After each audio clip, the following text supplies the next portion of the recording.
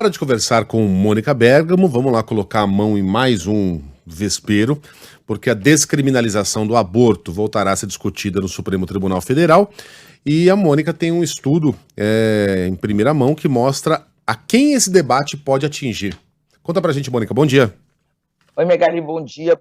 Bom dia a todos. Pois é, a presidente do Supremo, a ministra Rosa Weber, liberou para julgamento, uma ação que pede a descriminalização do aborto, desde que realizado até a 12ª semana de gestação. É um tema controverso, como disse você, um vespeiro, polêmico, que já gera reações no Congresso, mas que mais dia menos dia vai ter que ser enfrentado, pela sociedade brasileira. Levar mulheres que abortam à prisão resolve o problema, soluciona o caso? Então, com a volta desse tema, o Megali, estudos também começam a ser divulgados, e um deles é um recorte inédito da Pesquisa Nacional de Aborto, que foi feito em diferentes anos, e esse recorte revela, Megali, que a probabilidade de uma mulher negra fazer um aborto em qualquer idade é 46% maior do que uma mulher branca. Isso significa, segundo o estudo, que a cada 10 interrupções realizadas por mulheres brancas, outras 15 terão sido feitas por aquelas que se declaram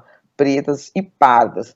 O estudo estima que ao chegar aos 40 anos, Megali, um outro recorte, quando a mulher já está um pouco mais velha, esse recorte mostra que uma em cada 5 mulheres negras, 21% das mulheres negras de 40 anos, vai ter feito ao menos um aborto.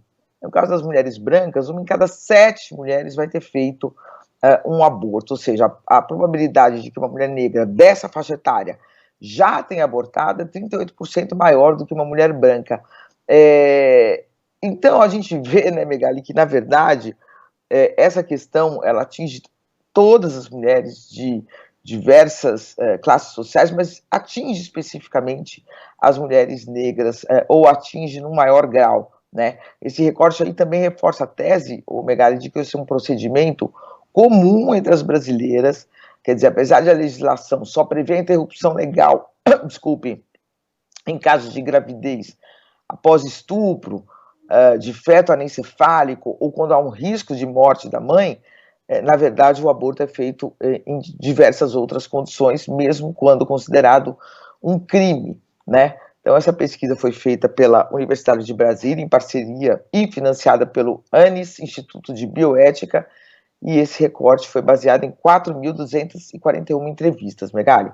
Então, esquenta aí o assunto sobre o fato de o aborto ser considerado um crime, e com isso dificultar o acesso da mulher, e justamente da mulher mais vulnerável ao sistema de saúde. O STF deve votar isso, deve discutir esse assunto, já está sendo criticado por pautar um tema tão sensível, Megali? O Congresso brasileiro diz que ele deveria ser discutido, esse tema, pelos parlamentares. Agora, quando a gente vê outros países, a gente percebe que a solução dada foi diferente, mas também inclui o judiciário. Então, por exemplo, na Argentina e no Uruguai, Megali, o aborto foi descriminalizado pelo Congresso desses países. No México e na Colômbia, isso foi feito pelo judiciário, pelas Supremas Cortes. No caso da Colômbia, inclusive, Megali, o aborto ele não é considerado um crime se feito até a 24ª semana de gestação, ou seja, com 6 meses de gestação, a mulher na Colômbia pode realizar um aborto. Aqui o Supremo discute 12 semanas de gestação, 3 meses de gestação. Ainda não existe uma data certa para essa sessão, para essa votação, mas como a ministra Rosa Weber é a presidente do Supremo, estabelece a data, ela é a relatora do caso, portanto ela está dando especial atenção a essa ação. E ela se aposenta em outubro, toda a previsão que está sendo feita é de que a discussão vai acontecer antes de outubro, Megali, ou seja, logo, ainda esse mês, no máximo no começo do próximo mês. Eu sonho, mas não tenho esperança de que esse sonho se concretize, que a sociedade brasileira possa discutir esse assunto de maneira adulta e serena, sem estridências, sem provocações, porque eu confesso que eu não acho que a gente tem que ter posição muito firme a respeito de tudo, e eu não tenho uma firmíssima a respeito desse assunto, que eu sei que é um assunto de saúde pública e que precisa ser debatido e não evitado. Agora, quando eu vejo pessoas gritando e chamando de assassinos de criança, alguém que faz um aborto depois de ter sido estuprado, ou numa criança anencéfala, ou no caso de risco para a morte da mãe, ou quando eu vejo uma ministra de Estado comandando uma perseguição contra uma menina de 10 anos que passou por um aborto depois de ser estuprada, correndo risco de vida, eu não quero estar do lado dessa gente.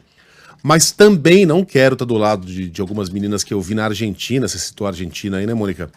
Quando o Congresso autorizou o aborto, cantando e dançando e girando por uma espécie de cordão umbilical de mentirinha, bonequinhos que imitavam um feto, todos ensanguentados. Aquilo não era de bom gosto e de bom tom. O aborto não é algo a ser comemorado. É um mal necessário. Ninguém fica feliz. Eba, fiz um aborto. Oba, hoje farei um aborto. Isso não causa felicidade a ninguém. Isso é um trauma terrível para a mãe. Enfim, quem passa por isso sabe. É lógico. Agora, Megali, são diversas as situações. Eu me recordo que uma vez eu participei de um Roda Viva, programa Roda Viva, que estava sendo entrevistado o senador Aloysio Nunes Ferreira, e o José Serra, estava em campanha, muito falava do aborto, né? E aí eu fiz a pergunta para ele, quer dizer, quando a gente personaliza, fica mais fácil a gente entender. A revista Veja fez uma capa, há algumas décadas atrás, com mulheres que assumiam ter feito aborto. Hebe Camargo deveria ter sido presa por ter feito um aborto quando era muito, muito jovem. Cássia Kiss, atriz, deveria ter sido presa quando fez um aborto, quando era muito, muito jovem. São caras que a gente conhece, pessoas que a gente conhece, que passaram por essa situação dramática. Elas deveriam ter sido presas e ter sido encarceradas e ficar na prisão anos e anos, né?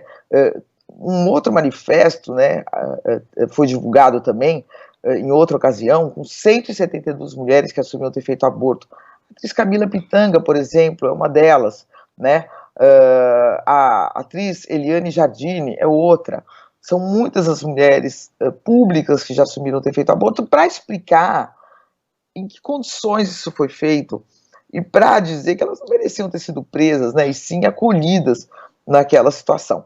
Então, quando a gente personaliza, talvez fica mais fácil a gente ver a cara do problema, entender um pouco, porque enquanto a gente está falando de milhões e milhões de mulheres anônimas, ou milhares, negras, vulneráveis, que ninguém vê a cara, o nome e o sobrenome, talvez não fique tão fácil estabelecer uma empatia, né? Mas é isso que está em discussão, não é um libera geral, é descriminalizar, é fazer com que as pessoas não sejam presas quando passam por essa situação dramática. É isso. Eu me lembro dessa capa da Veja, tinha, se não me engano, a Marília Gabriela, a Elba Ramalho e várias outras, né? Elba Ramalho também, é verdade. A Marília Gabriela, seguramente, certeza. Depois a Veja fez um parecido com a maconha, enfim, foi um bom momento ali, impactante do jornalismo. Que a gente consiga discutir isso de uma forma tranquila, como disse o Megali mesmo, e civilizada, né? Eu concordo, estou aqui com a nossa ouvinte que diz... O aborto, a Eliana, é uma questão pessoal e intransferível. No meu ponto de vista também é isso. É uma questão absolutamente individual. Né? O aborto, só lembrando que a Coreia do Sul, né, Mônica, descriminalizou. Enfim, não é mais crime desde 1º de janeiro de 2021. E qual é a justificativa base, né, que foi colocada? É que os embriões dependem completamente do corpo da mãe para sua sobrevivência e desenvolvimento, então não se pode concluir que eles sejam seres vivos separados.